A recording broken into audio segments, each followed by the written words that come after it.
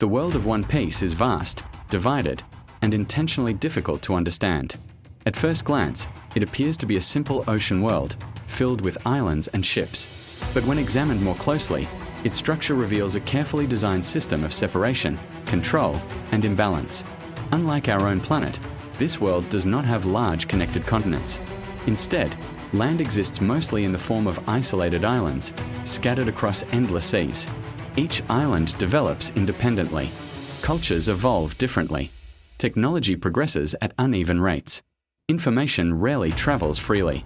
Because of this, most people grow up knowing only their immediate surroundings. Their understanding of the wider world is limited, shaped by rumor rather than truth. This fragmentation is not accidental.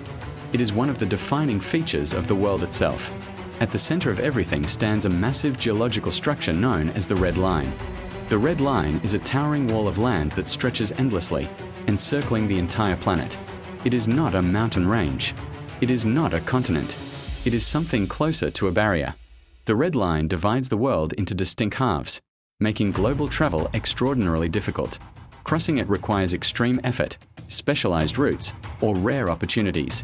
For the average person, it may as well be impossible.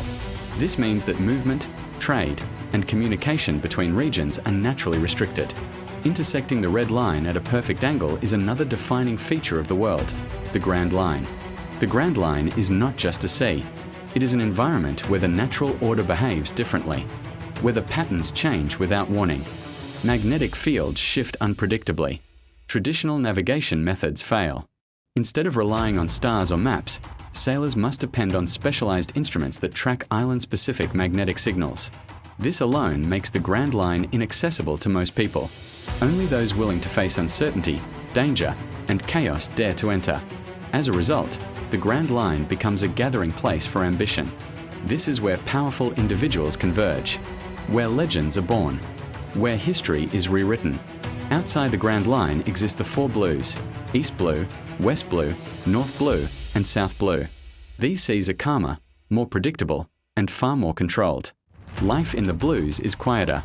People focus on daily survival rather than grand dreams.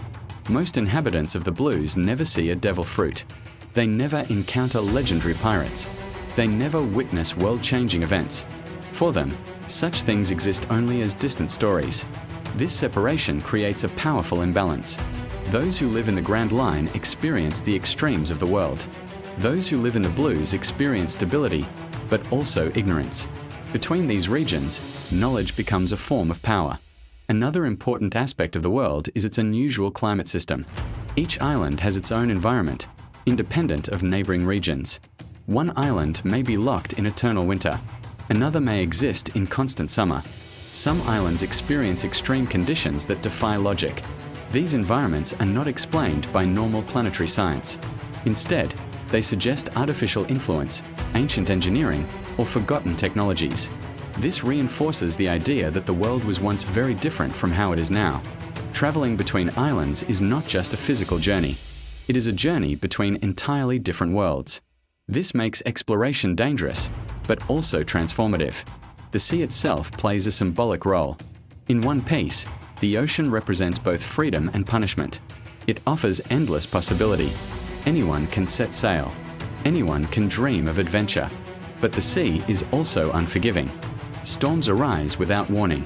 Creatures of immense size dwell beneath the surface. And for those who possess unnatural powers, the sea becomes a weakness rather than a refuge. This dual nature of the ocean reflects the core theme of the world. Freedom always comes with risk. Another subtle feature of the world is how information spreads. Because islands are isolated, news travels slowly and selectively. This allows certain narratives to dominate. What people believe about the world often depends on what they are allowed to hear. Truth becomes fragmented. Different regions hold different versions of reality. This makes it easier for centralized powers to influence perception. When people cannot verify information for themselves, they rely on authority. And authority, in this world, is carefully protected. Even the placement of important locations reflects this design. Key political centers are positioned in places that are difficult to reach. Sacred lands sit atop the Red Line, physically above the rest of the world.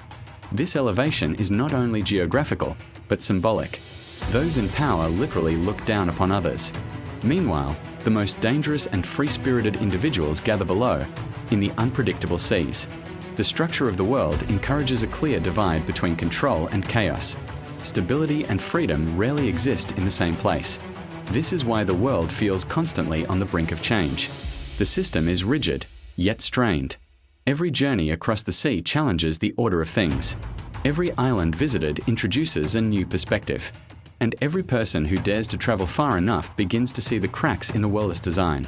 Understanding the structure of this world is essential, because all conflicts, all mysteries, and all legends emerge from this foundation. Before there were pirates, before there were governments, before there were forbidden histories, there was a world built to divide. And within that divided world, the struggle between freedom and control quietly began.